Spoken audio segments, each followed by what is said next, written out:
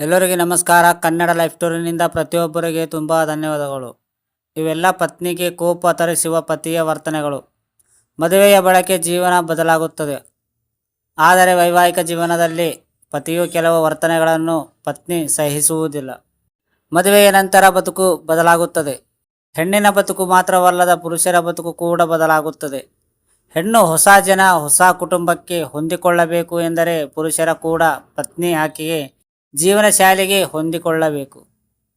Bachelor ಲೈಫಿಗೆ good ಬಾಯ್ ಹೇಳಿದ ಸಂಸಾರ ಜೀವನಕ್ಕೆ ಅಡಿಯಬೇಡ.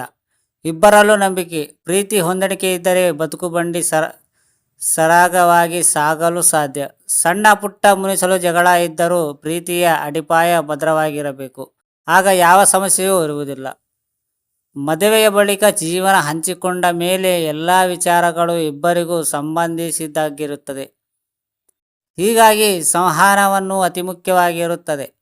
ಹೆಣ್ಣು ಮಾತ್ರವಲ್ಲದ ಪುರುಷರು ಕೂಡ ಹೆಂಡತಿಗೆ ಹೊಂದಿಕೊಳ್ಳುವ ಮನಸ್ಥಿತಿಯನ್ನು ಹೊಂದಿರಬೇಕು. ಇಲ್ಲವಾದರೆ ಪತಿಯ ನಡವಳಿಕೆಗಳು ಪತ್ನಿಗೆ ಇಷ್ಟವಾಗದೆ ಇಬ್ಬರ ನಡುವೆ ಮಾತನಾಡಬಹುದು.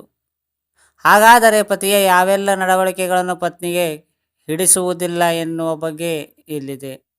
ನಿರ್ಲಕ್ಷ್ಯ ವಹಿಸುವುದು. ಸಾಮಾನ್ಯವಾಗಿ ತಾವು ಪ್ರೀತಿಸುವ ವ್ಯಕ್ತಿಯು ಕೊಂಚ ನಿರ್ಲಕ್ಷ್ಯ ವಹಿಸಿದರೂ ಬೇಜಾರವಾಗುತ್ತದೆ.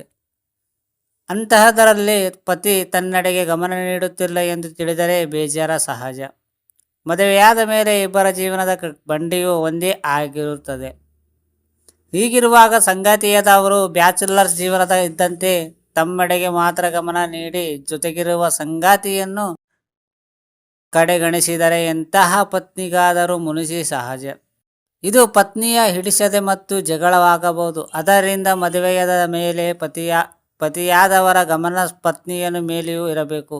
ಆಕೆಯ ಕನಸು ಆಸೆಗಳನ್ನು ಪೂರೈಸುವ ಮನಸ್ಥಿತಿ ಇದ್ದರೆ ಜೀವನದ ಸುಂದರ. ಇತರರೊಂದಿಗೆ ಆಪ್ತವಾಗಿ ಇರುವುದು. ಮದುವೆಯಾದ ಮೇಲೆ ಬೇಡವೆಂದರೂ ಪತಿಯ ಮೇಲೆ ಒಂದು ರೀತಿಯ ನನ್ನವನು ಎನ್ನುವ ಸ್ವಾರ್ಥದ ಮನೋಭಾವನೆ ಬರುತ್ತದೆ. ಹೀಗಿದ್ದಾಗ ಪತಿ ಬೇರೆ ಹುಡುಗಿಯರೊಂದಿಗೆ ಕ್ಲೋಸ್ ಆಗಿ ಮಾತನಾಡುತ್ತಿದ್ದರೆ ಎಂದರೆ ಕೋಪ ಸಹಜ.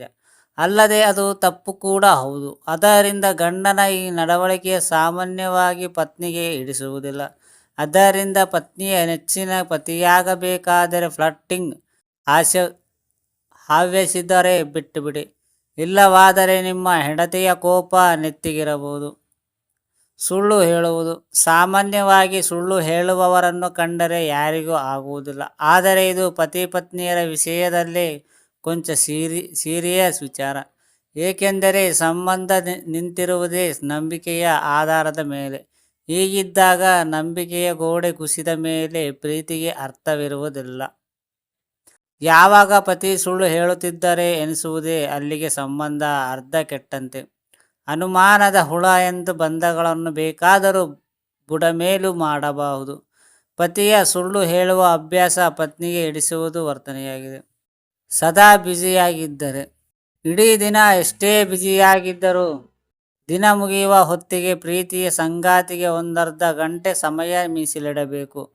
ಅದು ಫೋನ್ ಕಾಲ್ ಮೂಲಕವಾದರೂ ಸರಿ, ಭೌತಿಕವಾಗಿ ಸಮಯ ಕಳೆಯುವುದಾಗಲಿ. ಇದರಿಂದ ಬಂಧ ಗಟ್ಟಿಯಾಗುತ್ತದೆ. ಪತಿ ತನಗೆ ಸಮಯ ನೀಡುವುದಿಲ್ಲ ಎನಿಸಿದರೆ ಸಿಟ್ಟು ಬರುವುದು ಸಾಮಾನ್ಯ. ಅದರಿಂದ ಕೆಲಸದ ಒತ್ತಡದಲ್ಲಿ ಒಂದು ಫೋನ್ ಆದರೂ ಮಾಡಿದರಿಂದ ಅವರಿಗೂ ಸಮಾಧಾನವಿರುತ್ತದೆ. ಇಲ್ಲವಾದರೆ ಪತ್ನಿ ನಿಮ್ಮ ಮೇಲೆ ಕೋಪಗೊಳ್ಳುವುದಂತ ಪಕ್ಕ. ಅರ್ಥ ಆಯ್ತಾ ಫ್ರೆಂಡ್ಸ್, ಹೇಗೆ ನಡೆದುಕೊಳ್ಳಬೇಕು ಮದುವೆಯಾಗಿದ ಮೇಲೆ ಅಂತ? ಈ ಸ್ಟೋರಿ ನಿಮಗೆ ಅರ್ಥವಾಗಿದ್ದರೆ ಪ್ರತಿಯೊಬ್ಬರಿಗೂ ತುಂಬ ಧನ್ಯವಾದಗಳು. And thank you so much universe.